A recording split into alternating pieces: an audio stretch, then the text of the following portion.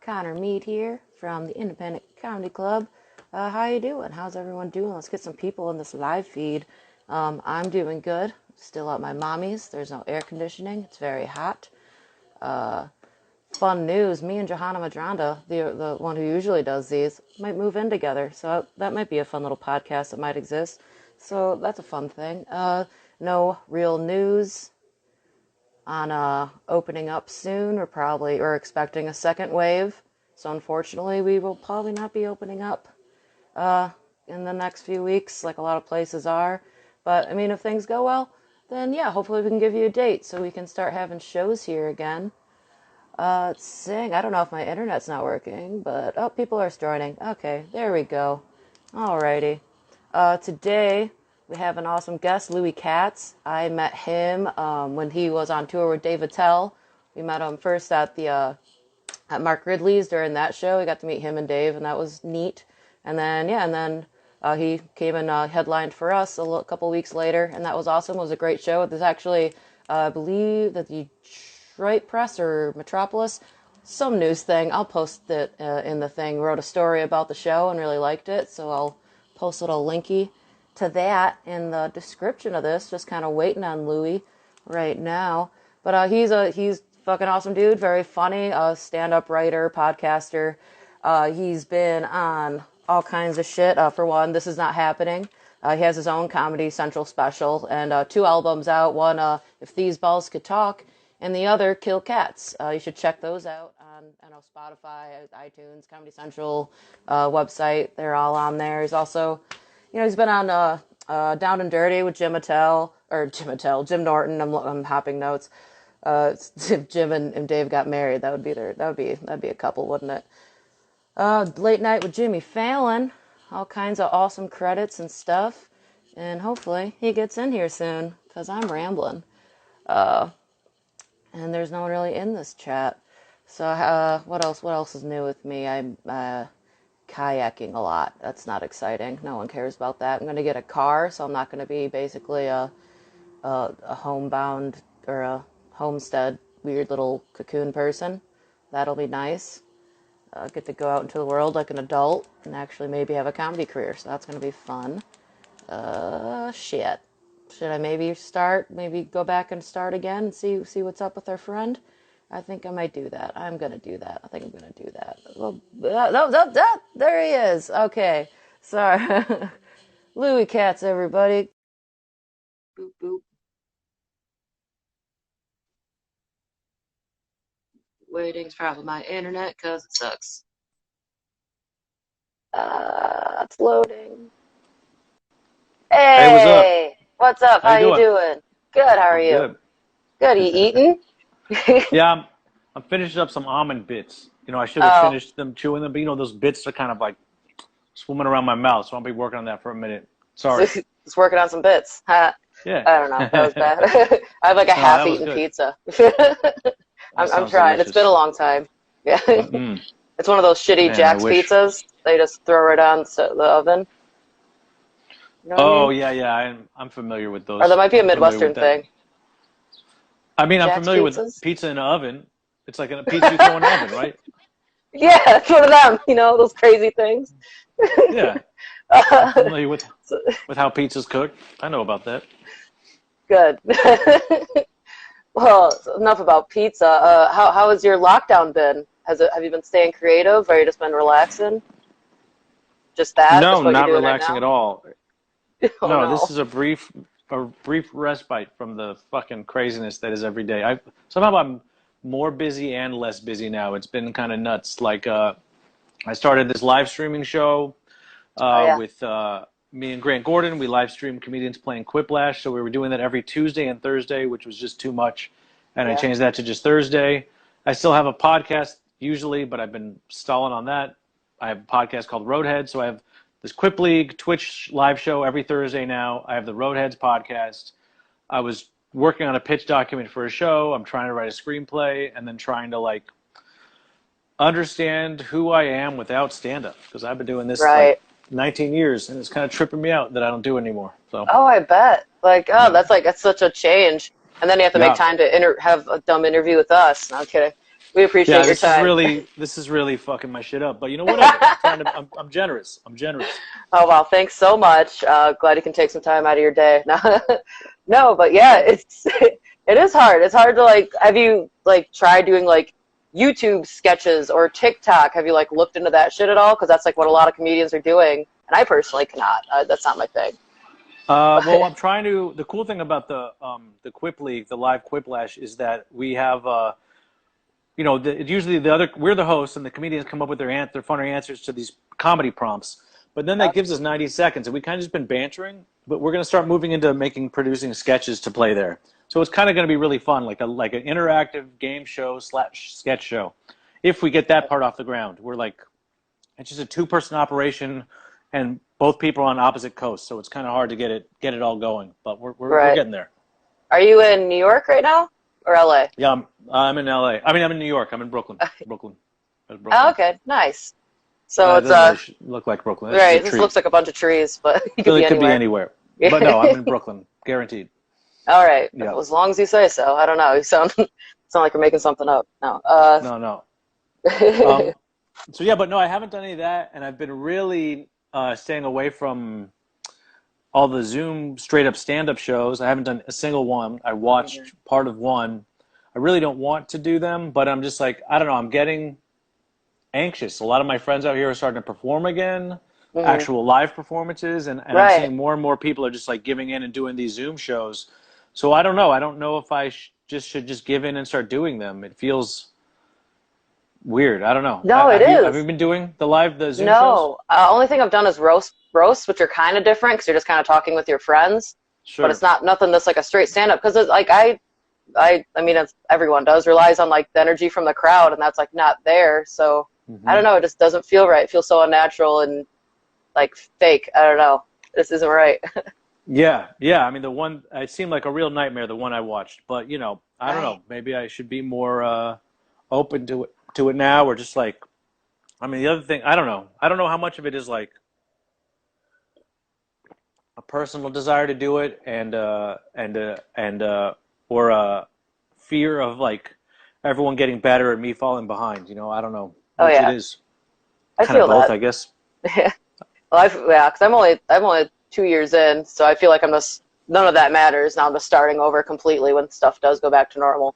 It's like, well, Yeah, this is that's just like a waste of time. But it's tough. It's a big learning curve when you're first starting, and it's there's so much to right, learn, and you get better all the time, and you really got to be doing it all the time. So that's really tough.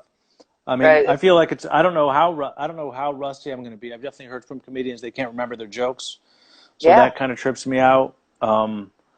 Just not remembering my jokes, or just like you know, it's like two things. It's like, and I saw a friend of mine post. He was being all dramatic about it, but it's like. Uh, One, if I get back and I just want to do it all the time and then I can't really do it, you know, so that hmm kind of sucks. And then two, I try it again and then yeah, I'm like, yeah, well, that wasn't as exciting as I remember it being. You know, I don't know. right, It became such a force of habit. It was just like really like, you know, it's just what I did. I mean, I think the longest break I ever took was maybe 2 weeks from stand up ever in like 19 years. So that's a long time. right, Maybe more, but I think about that, and now I'm 3 months, so it's or right. four maybe now, almost four, no 3 months. Yeah, it's almost like going back to your ex, thinking it used to be like awesome, and then you're like, oh, the sex sucks. What was I so into it? And what if that's what comedy's like? Yeah, except we didn't break up. You know what I mean? It's like we just moved away. You know, it's like we're still That's even totally in worse. love, or we were in Right. love. You know, I don't know. I don't know. Maybe things have changed. Right, yeah, who knows? Maybe she found Yeah. someone else and it's the Oh, internet. yeah. Totally. No. But also another thing that I'm like freaking out that I've noticed like how like people you can either like go back to their old jokes or like I feel like it's gonna be such a different like the post pandemic world's gonna be so different. Like I don't even want to go back to my old jokes. I feel like I'm a whole different person and the world's so different from this whole experience. Have you Yeah, been writing a lot of new stuff? there's definitely that. Like I keep track of all new ideas.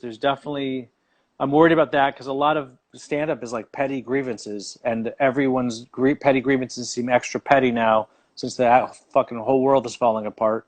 So Right. there's that aspect, and then the other thing is that just yeah, it's I don't know. I don't do a lot of topical jokes.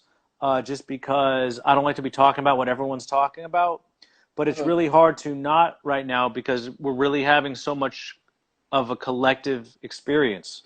Right. So, to have come up with your own angle on quarantine, your own joke about all that stuff is going to be really tough. And, I don't, that's one thing that I'm also missing by not being on these Zoom shows. Like, I don't want to be out there telling the joke that like everyone's told. You know what I mean? Because I'm Right. not Yeah. seeing the other comics, so I'm worried about that. Yeah. That's mostly just But Twitter, I guess, is the best way to keep up with that shit. But yeah, I guess. Yeah, but that seems more like really on the news of the day. I mean, like just like right. less stuff. Like I mean, who can remember when people? I mean, remember? I mean, it seems like a lifetime ago when people were just complaining about quarantine more. And there's so much other shit going on right now. Hmm. Oh, for So sure. It's yeah, gonna be definitely be a different world. Do you have any shows? Are you going back on the road soon, or heard anything? nothing, I know some nothing. people. Yeah, I know a lot of people that are, and it's I'm scared for them. I'm scared for their crowds. Right. I know it's really hard to remember how it's part of I think part of human nature to just after a while, if you don't have corona and you don't know someone who has it or COVID or whatever, it's very hard to understand that it is still a threat. After a while, you start to like really feel like I don't have it yet. I haven't gotten it. But everyone in close contact to me hasn't gotten it. I think I'm okay, and you're not okay. And it's hard to Right. just be aware that it's still a threat. And like, I'm like 100% all about masks all the time. I'm always trying to be down with science, but Mm. mentally it's hard to reconcile that with still being okay. Up Right. till now. And then I'm reminded. I read some Twitter feed about like all the symptoms and shit the other day. I'm like, oh man, I really don't want this at all. Right. I don't want to even survive it. I don't want to lose. I was talking to a comedian who lost hearing in one of his ears. Doesn't Yeah. know if They it's also going to lose come like back. taste and like random like weird shit. I know. I use taste all the time. I love to I smell love things. taste. I love Yeah. smelling stuff, especially, and I don't want to lose my sense of smell. It means a lot to me. And also the whole restricted breathing is probably the most terrifying. Breathing and being able to But operate I'd rather in a taste daily, than yeah. breathe. I'll say that. Yeah, probably. Right. It's more fun.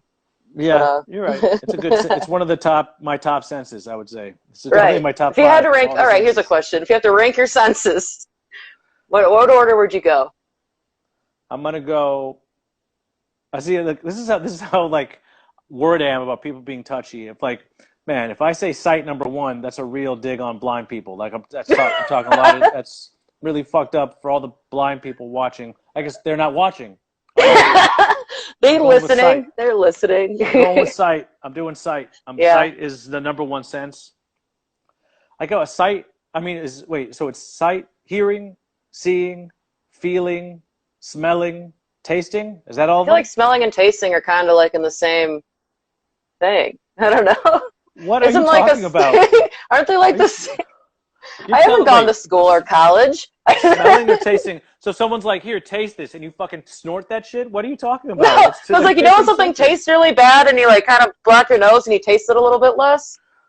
Well, they're So I feel like related. Just like, have you ever yeah, tried to talk to someone when you can't see their mouth? It's hard to understand what they're saying. yeah, that's So true. it's like the Okay, same thing. They're all the senses work together. Yeah. Now I'm just teaching you basic biology. okay. Can you please teach me? Do you have a book or anything? Uh, I was it's just I was trying to make the list a little shorter, so I thought maybe we just combine those two. no. I'm sorry. There's definitely at least five senses. I was just wondering if like speaking is a sense, but I don't think that's a sense. No. So I'm going seeing, hearing. And now it gets tough. What was it? Feeling, then tasting, then smelling. Yeah, Even smelling though I is love like to the dumbest smell, it sense. is I hate it is it. Shit's I like smelly. I like smelling stuff. It's also a very powerful sense memory. You ever get a smell Yeah. you like it reminds you of your childhood. It reminds you of long ago days. You smell something, you're like, ah, those were the days. You ever do Yeah. that? Oh yeah, that's everyone does that. You Yeah. smell like grandma's perfume or some shit. You're like, oh, she's Yes. dead, and then Yeah, yeah. you just have a bad day. Yeah, yeah. I guess you're right. We should cut off our noses to spite Yeah, our no faces. more That's probably a good noses. idea. It's all mouth, all day. Well, anyways, I have written down questions that I guess I'll ask. Oh, Okay. wait, this one's so I love your This Is Not Happening. Oh, mostly thanks. because it just sounds like people I know, like that girl you talk about. And I want to know Yeah. where her OnlyFans is if I could watch it. No, but but I love that. It's related as a gutter punk. No, I'm just kidding. I live at my mom's like an adult.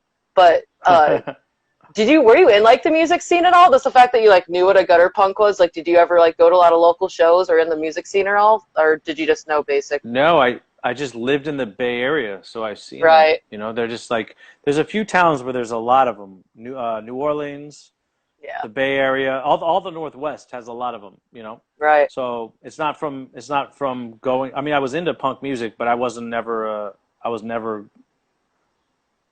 into like a gutter punk scene. I don't know. You know, I'd Right. see them around. You know, definitely Yeah. kids who dressed like that when I was a kid, when I was in school. You know. Right. Okay. I was just Yeah. curious, you know. Thought maybe we could have a Sorry. conversation. I mean, we can talk. We can talk a little bit. You want to talk about punk music? We can. I'm just not into. No. I'm not into that. Like, all right, fuck it then. Move on. I was just fucking around. I just mostly just wanted to make my little jokes about the girl. Um, Okay.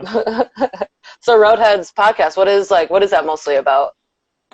Well, Roadheads, we're at a crossroads with the Roadheads. It's a travel podcast, and we've been doing it Right. anyway, and it's been going well.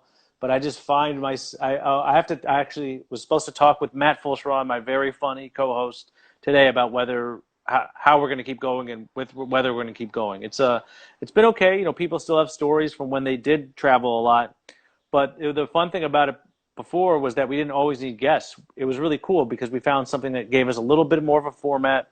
We just talk about traveling with people. So we always had constantly refillable stories because we were always on the move. Right. And so many comedians also have travel stories, but we didn't have to limit ourselves to comedians. It seemed like a very exciting format when we started it. And now, you know, people just really aren't traveling anymore. So I don't know. I just don't know where to go with it. And Right. it's very hard for me to manage all these things. I'm not, you know, the other thing about it all is like, I was talking about how tough it is that I'm not doing stand-up anymore. But to me, all these other projects. Uh-oh. Rose up. Shit, it might be me. Fucking I'm in the middle of nowhere and have no service. Okay. No. I set Okay. this 15-minute limit that I always ignore throughout the day, but I still have to press ignore every time. Oh, So now I ignored it. Yeah. there you go.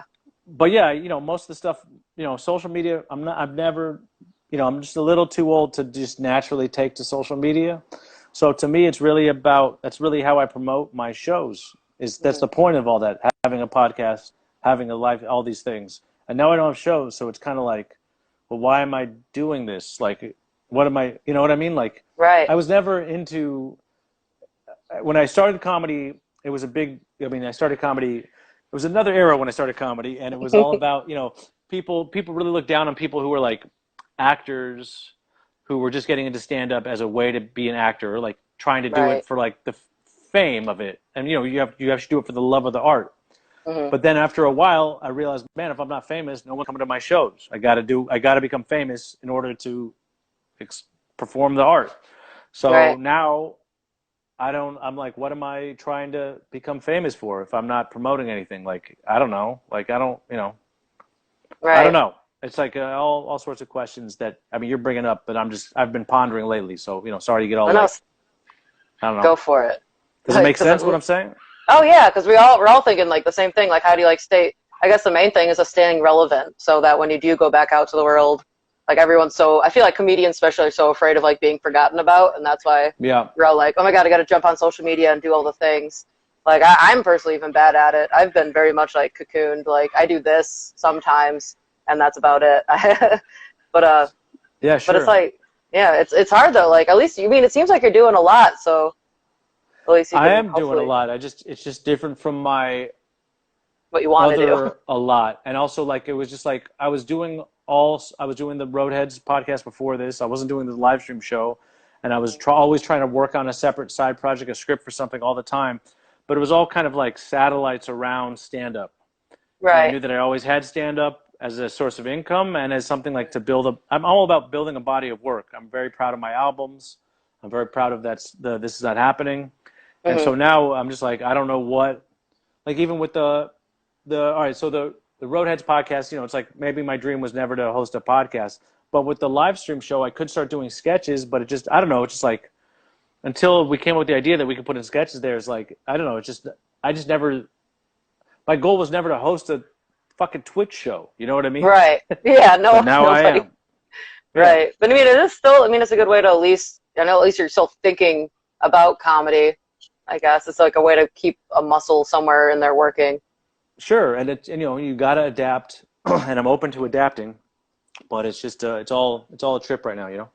Oh, for sure. Sure. So let's talk about the beginnings then. The beginning of comedy. Where did you start? Did you start with a straight stand up or did you do improv or anything like that?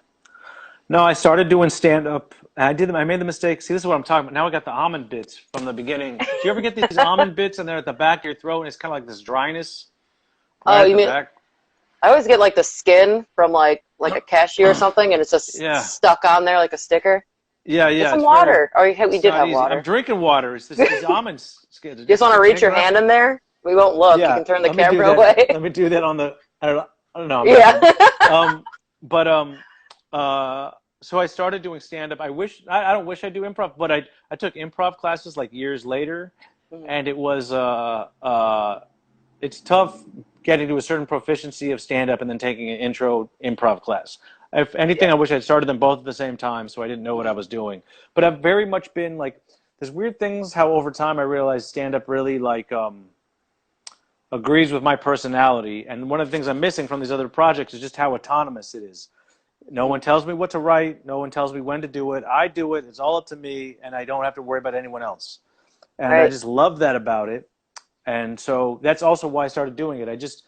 And also what helped me was I wasn't that into stand-up. I'm not one of these mega stand-up fans before I started Oh, doing it. Now yeah. once I started, I consumed everything. But Right. growing up, it was really just about like Eddie Murphy and Chris Rock, who were like the big guys when I was growing up. Eddie Right. Murphy when I was younger, and Chris Rock in the '90s when I was like a little bit older. And then and then I watched a lot of Comic View on BET because that was on late at night. They played all these reruns of Comic View on BET. But that was the stand-up I really consumed. And really, as far as comedy, I was way more into like Saturday Night Live and different other sketch. I was into sketch. I was into like Mel Brooks movies and like the Naked Gun movies and things like that. So I was into comedy, like and television shows and The Simpsons and things like that. So it was really stand up wasn't my main comedy love, but it just seemed Right. strangely enough it seemed the easiest because it was all you needed was a microphone. So I just did Right. it. Your own thoughts. Yeah, yeah, yeah. Yeah, for sure. How was that So first set? Like, did you just go up at a bar and bomb, or was it okay? I Or did. So this was I went to school in Berkeley, California, and then I lived there for a couple years afterwards. And they did an open mic after a show on the Berkeley campus, and I did it. A lot of people I was like, oh, I ate it the first time. I did yeah, not eat it the first time. I did well the first time. Or then they'll there say, you go. oh, I did well for the first time, and then I bombed for 6 years. Are you kidding me? If I bombed for 6 years, I would quit. I did Right, well consistently from the start. I bombed certainly, but I also did well somehow from the start. I right. was never Like more than three in a eating it row, I'm every show. like if I get three bombs in a row, I'm like, all right, this next one either is going well or I'm done. That's such a baby.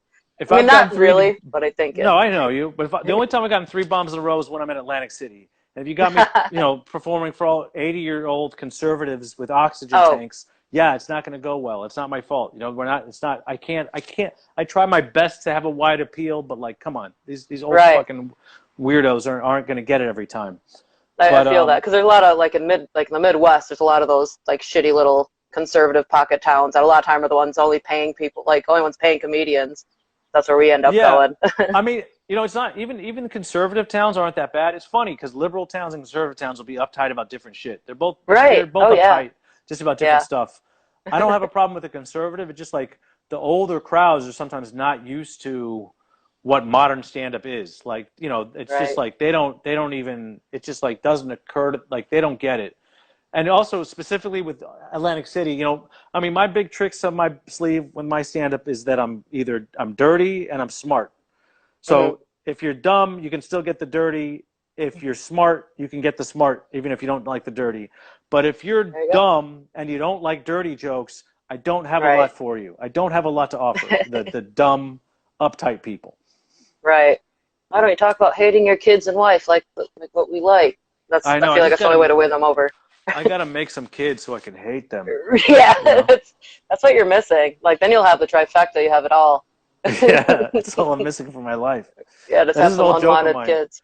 that I want to have kids so I have someone to blame my failure on. That's There an you old go. bit of mine that I wish was the current bit It because was all I'm going great yeah. till you were born. Exactly. But anyway, so I started and then I started there at this open mic in Berkeley, and then I stayed in the Bay Area for a few years. I actually I actually what made me stay there was I was on a Southwest flight back to Oakland, which is in the, by south of Berkeley, from LA, where I'm from LA. I was visiting my family, and I happened to be on a plane with Mark Curry from Hanging with Mr. Cooper. Okay. And I just went up to him. I was like, "Hey, I'm starting out in comedy. Do you think I should stay here in the Bay or should I move to LA?" He's like, "Definitely, when you're starting, stay in the Bay." And that was it. I just decided to stay, and I stayed in the Bay Area, and I started there for 5 years. Then or maybe three to 5 years, I kind of popped off relatively quickly. At the end of those 4 to 5 years, I got an agent. I was signed with the Gersh agency. I went to New Faces in Montreal, and I got a Oh late yeah. night spot, like all within like. And then from then I moved to LA, and then I was in LA for a few years, and then I moved to New York, and now I've been in New York now like I think like 11 years. Yeah. Um, but I enjoy like spending time in a lot of different comedy scenes. It's kind of cool to know people from different places. So Oh, for I know sure. Bay Area people. I know a lot of LA people. I know a lot of New York people, and I've also spent a month just kind of chilling out and playing in the New Orleans scene, which is it's not there's no club there, but I know that scene pretty well, like the little indie shows there. I kind of Yeah. like getting to know the little local scenes, around. Oh yeah. So, do you Yeah, have a favorite? If you have to pick, what's your favorite? my favorite local scene, or like, Oh, I guess am I supposed do to the say you hubs guys? first. No, you don't have to say Detroit. I know All we're trash. It's right. fine. No.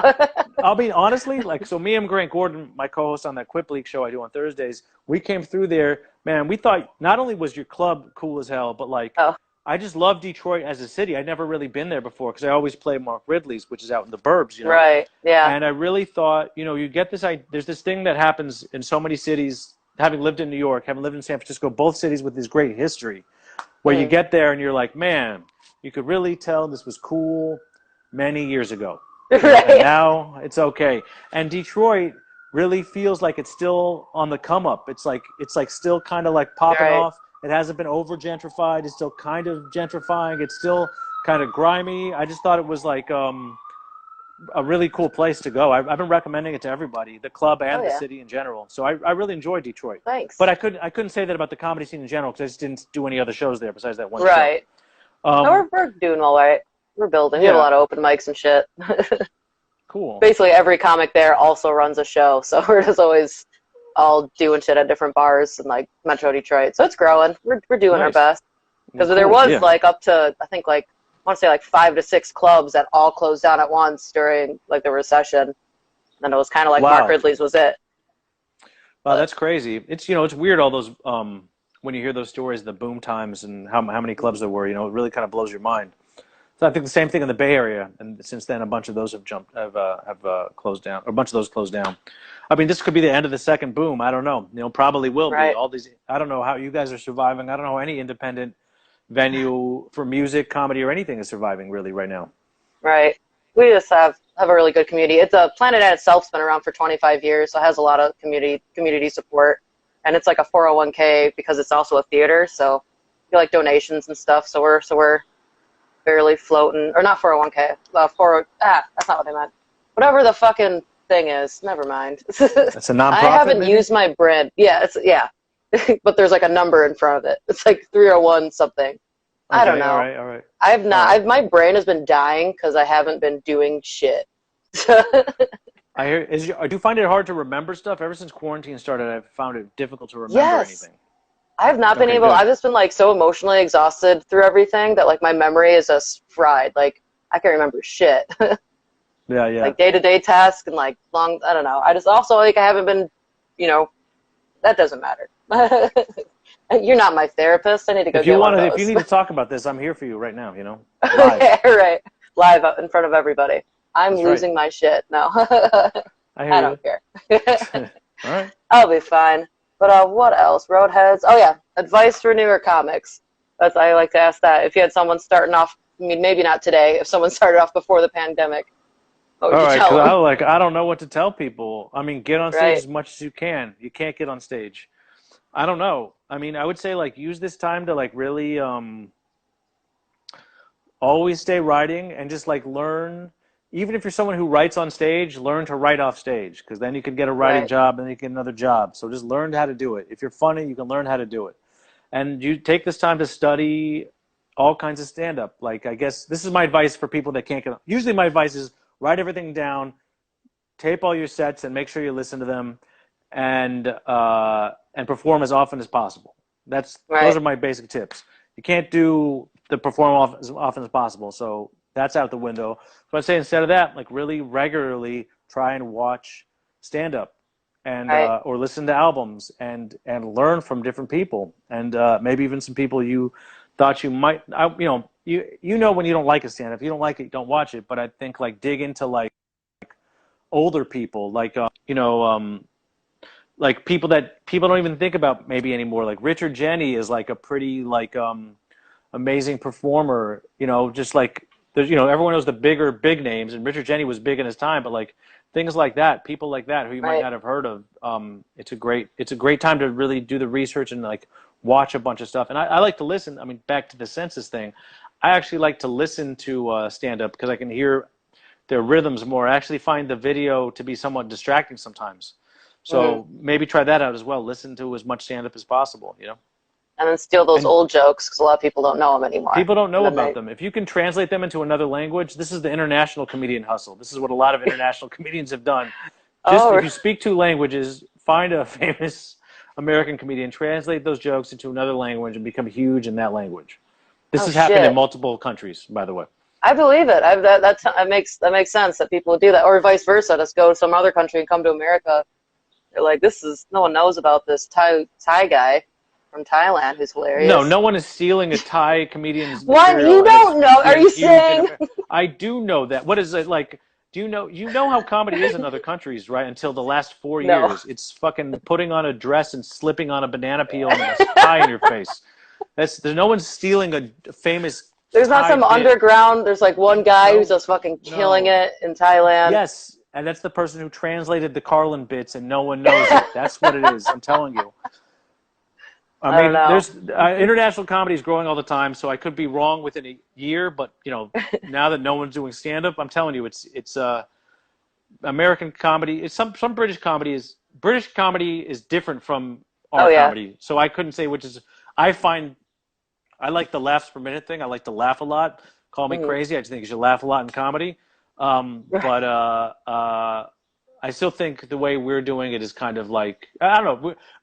The strange thing is that American comedy's kind of been moving in a European way lately, getting more Hmm. one person showy, and having more themes and stuff like that.